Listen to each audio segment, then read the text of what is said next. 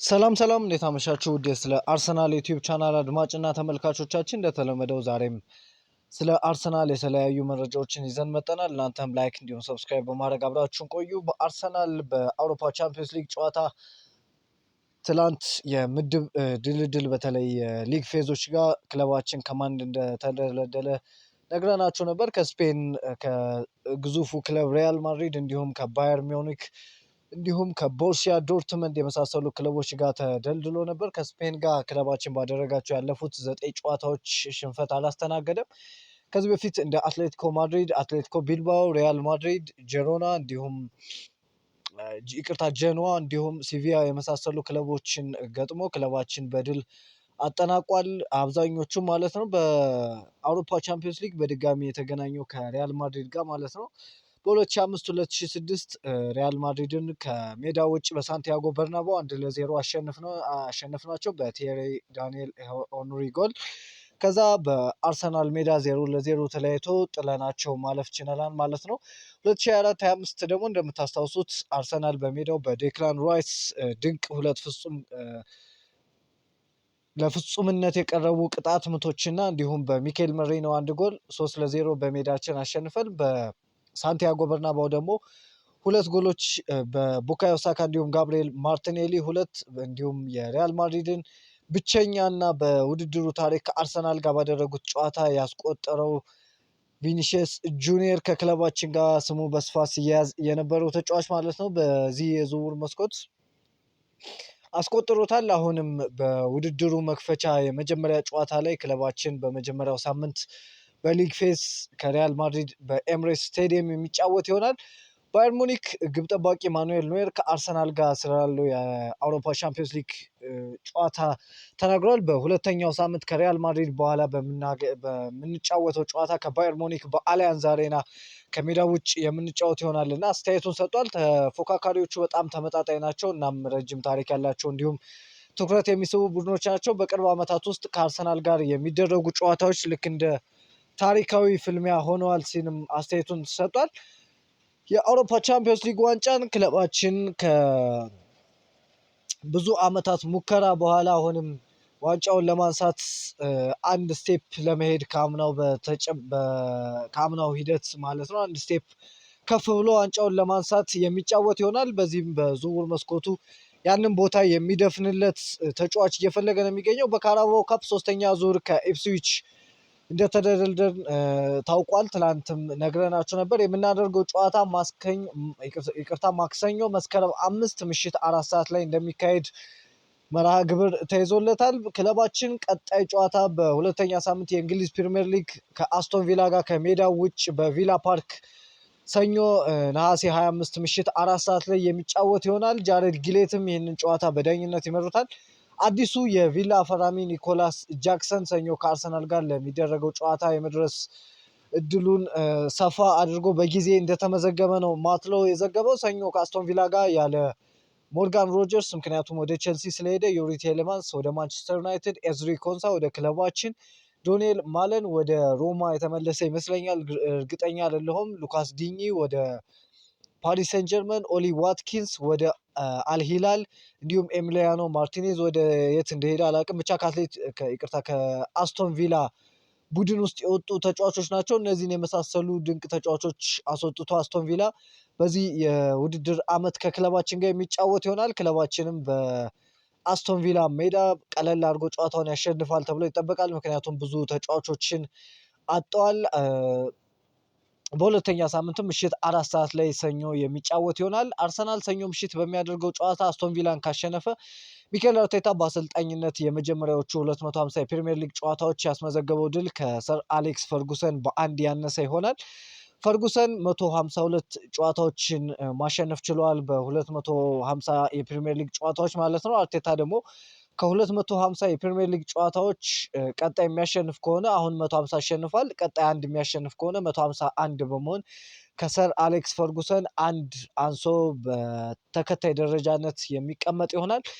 አርሰናል በአሁኑ ሰዓት ከሻምፒዮንሺፕ ወደ ፕሪሚየር ሊግ ካደጉ ቡድኖች ጋር በሜዳው ካደረጋቸው ያለፉት 46 ጨዋታዎች ሽንፈት አልገጠመውም። ይህም በፕሪሚየር ሊጉ ታሪክ ረጅሙ ያልተሸነፈበት ጉዞ ሆኖ ተመዝግቧል። ከዚህም በተጨማሪ አርሰናል ከነዚህ ጨዋታዎች ውስጥ የመጨረሻዎቹን 17ቱን ማሸነፍ የቻለ ሲሆን ያስቆጠረው የግብ መጠን ደግሞ 47 የተቆጠረበት ደግሞ 9 ጎል ብቻ ነው በኦፕታ አናሊሲስ መረጃ መሰረት ማለት ነው።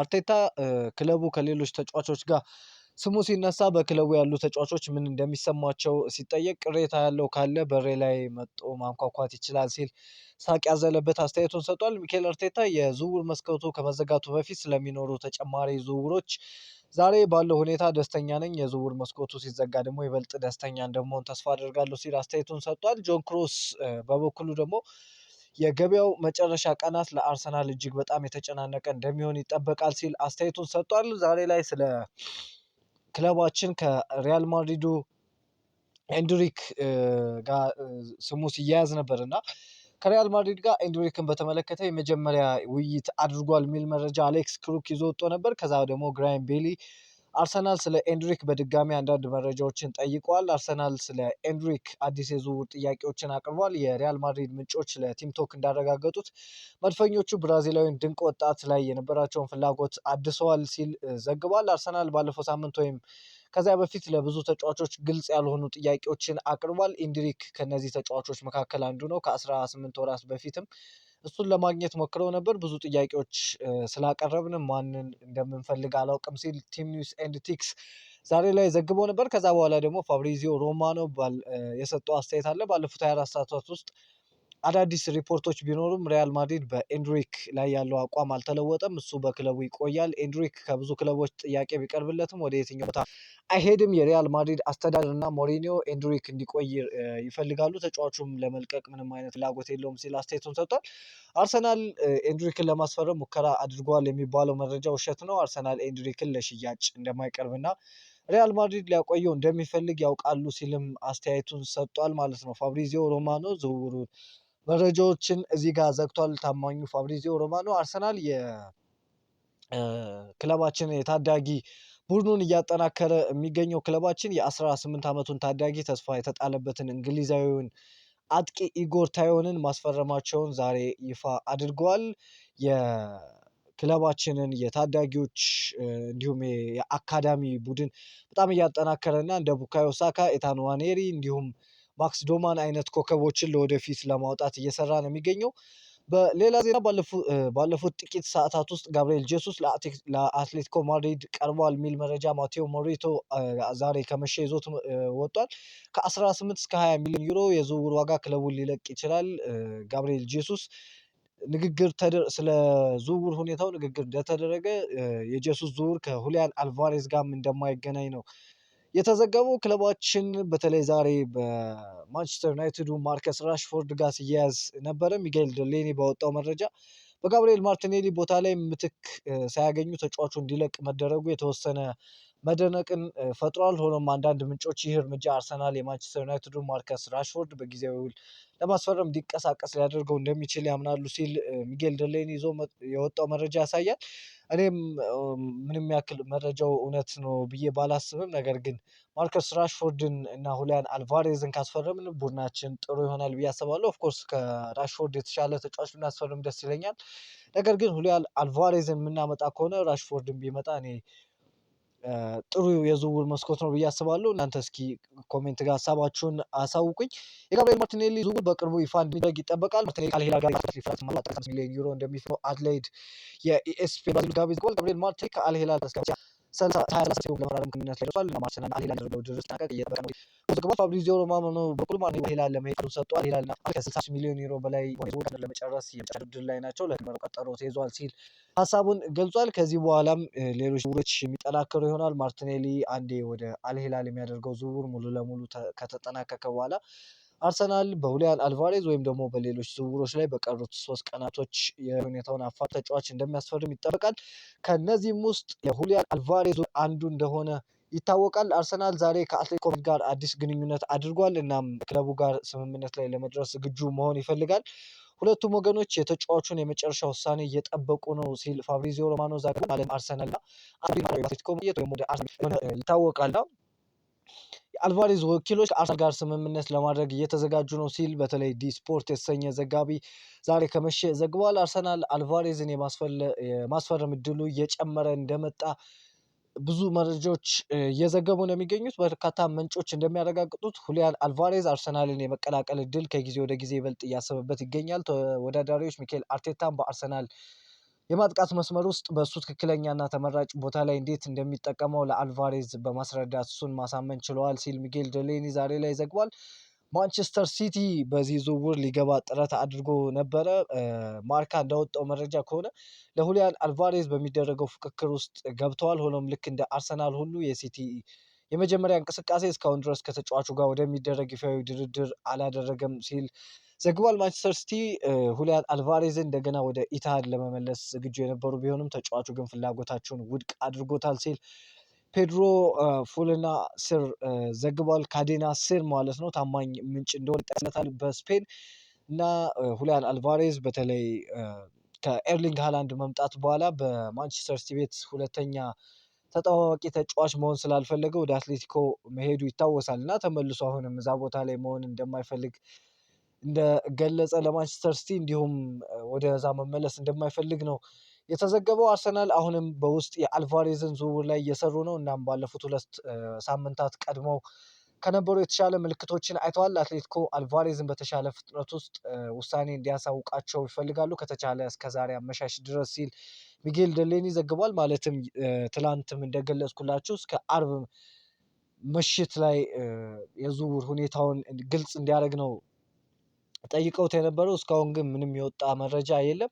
ምናልባት ነገ ከነገ ወዲያ አዲስ ነገር ሊኖር ይችላል። እስካሁን ድረስ ሁሊያን አልቫሬዝ ወደ አርሰናል ለመዘዋወር አልተስማማም። አርሰናል ምርጡ አማራጭ እንደሆነ የቅርብ ሰዎች ነግረውታል። ውሳኔውን ለማድረግ የሚያበቃ የመጨረሻ ቀን ነገ ከሰዓት ነው ሲል ትላንት ሩቤን ኡሪያ ዘግቦ ነበር እና ዛሬም ውሳኔው እስካሁን ይወስን አይወስን የወጣ መረጃ የለም። ጊል ማሪን የአትሌቲኮ ማድሪድ ዋና ስራ አስፈጻሚ በትላንትና የአውሮፓ ሻምፒዮንስ ሊግ የእጣ ማውጣት ስነስርዓት በኋላ የሰጡት አስተያየት አለ። በእግር ኳስ ላይ ከ30 ዓመታት በላይ ሰርቻለሁ። እናም አንድ ነገር ካልኩ አልኩ ነው። ቃሌ ለእኔ ትርጉም አለው። የአትሌቲኮ ዋና ስራ አስፈጻሚ እስከሆንኩ ድረስ አልቫሬዝ ባርሴሎናን አይቀላቀሉም ሲል እርግጠኛ ሆኗል። የአትሌቲኮ ዋና ስራ አስፈጻሚ ጊልማሪን ሁሊያን አልቫሬዝ ለመሸጥ ክፍት መሆናቸውንም አረጋግጠዋል። የእኔ ፍላጎት ሁሊያን በአትሌቲኮ እንዲቆይ ነው። ነገር ግን ክለቡን ለቆ ለመውጣት ከፈለገን ግን ተተኪ እንፈልጋለን፣ ግን በጭራሽ ወደ ባርሴሎና አይዘዋወርም ሲሉም ሀሳባቸውን ሰጥቷል። በዚህ ደረጃ ሁሊያን አልቫሬዝ ከአትሌቲኮ ማድሪድ ከአሰልጣኞች ቡድን ለቡድን አጋሮቹና ለደጋፊዎቹ ይቅርታ ጠይቆ ወደ አትሌቲኮ ማድሪድ ይመለሳል ተብሎ በጭራሽ እንደማይታሰብም ከስፔን የሚወጡ መረጃዎች እየተዘገቡ ነው የሚገኙ። አርሰናል ሁሊያን አልቫሬዝን ለማስፈረም ወደ 128 ሚሊዮን ፓውንድ አካባቢ ለመክፈል ዝግጁ መሆኑን ለአትሌቲኮ ማድሪድ አሳውቋል ሲል ሲሞን ጆንስ ዘግቧል። ባለፈው ሐሙስም በለንደን ከአትሌቲኮ የስፖርቲንግ ዳይሬክተር ማቴዎ አለማኒ ጋር ውይይት አድርጓል የሚል መረጃም ነው የወጣው። ዛሬ በስፋት ስለ ሁሊያን አልቫሬዝ መረጃዎችን ወጣው ነበረ። ነገር ግን እስካሁን ውሳኔውን እንዳልወሰነ ነው እየተዘገበ የሚገኘው። አርሰናል ለሁሊያን አልቫሬዝ ቤተሰብ በእንግሊዝ የመኖሪያ ፈቃድ የሚያገኙበትን እድል አቅርቧል። አርሰናል ለአልቫሬዝ ለማስፈረም እስከ የዝውውሩ መስኮት መጨረሻ ቀን ድረስ ይጠብቀዋል ሲልም ፈርናንዶ ዘግቧል። በተለይ ፋብሪዚዮ ሮማኖም እንደዘገበው ሁሊያን አልቫሬዝ እስካሁን ውሳኔውን አልወሰነም። አርሰናልም የተጫዋቹን ሁኔታ አይቶ ውሳኔውን የሚወስንና ወደ አርሰናል መምጣት የሚፈልግ ከሆነ ወደ ዝውውሩ ለመግባት ዝግጁ ሆኖ እየጠበቀ እንዳለ ነው ታማኙ ፋብሪዚዮ ሮማኖ የዘገበው። ኤማኑኤል ፔቲ የቀድሞ የክለባችን ተጫዋችና ሌጀንድ ስለ ሁሊያን አልቫሬዝ የሰጡ አስተያየት አለ። አልቫሬዝ በጣም ጥሩ ተጫዋች ነው፣ ፈጣን ነው፣ ቴክኒክ አለው፣ የጨዋታ እይታው ጥሩ ነው፣ ጎል ማስቆጠርና አሲስት ማድረግ ይችላል። በተለይ የሚንቀሳቀስበት መንገድ ወደዋለሁ። አርሰናል የራሱ የጨዋታ ስነስርዓት አለው እና አዳዲስ ተጫዋቾች ሲያስፈርም ከዚህ ስርዓት ጋር መስማማት አለበት። እኔ እንደሚሰማኝ ግን አልቫሬዝ ከአርሰናል ጋር በጣም ጥሩ ይስማማል። የአጨዋወቱ እንቅስቃሴውና ወደ ፔናልቲ ቦክስ ውስጥ ሳጥን ውስጥ ሲገባ ያለው የጎል ማስቆጠር ችሎታ ለአርሰናል ተስማሚ ነው ሲል አስተያየቱን ሰጥቷል። ጆን ክሮስ እንደገለጸው ደግሞ አትሌቲኮ ማድሪድ የአልቫሬዝን ምትክ ለማስፈረም ይፈልጋሉ። ነገር ግን አርሰናል አጥቂውን ቪክተር ዮከሬስን በተመለከተ ስምምነቱ ላይ የማካተት ምንም አይነት ፍላጎት የለውም የሚል መረጃ ነው ይዞ የወጣ። አርሰናል ሁሊያን አልቫሬዝን ማስፈረም ቢፈልግም ነገር ግን ጋብሪኤል ጄሱስን እንጂ ቪክተር ዮከሬስን በዝውውሩ የማካተት እንዲሁም ቪክተር ዮከሬስን በዚህ ሰዓት የመሸጥ ምንም አይነት ፍላጎት እንደሌለው መረጃዎች ወጥተዋል። ለዛሬ የነበሩ መረጃዎች ይህንን ይመስላሉ። ስለ ሁሊያን አልቫሬዝ፣ ስለ ማርከስ ራሽፎርድ እንዲሁም ስለ ጋብሪኤል ጄሱስ ያሉትን መረጃዎች አደረስናችሁ። አብራችሁን ስለቆያችሁ ከልብ እናመሰግናለን። በድጋሚ ላይክ እንዲሁም ሰብስክራይብ በማድረግ አግዙን። ቻው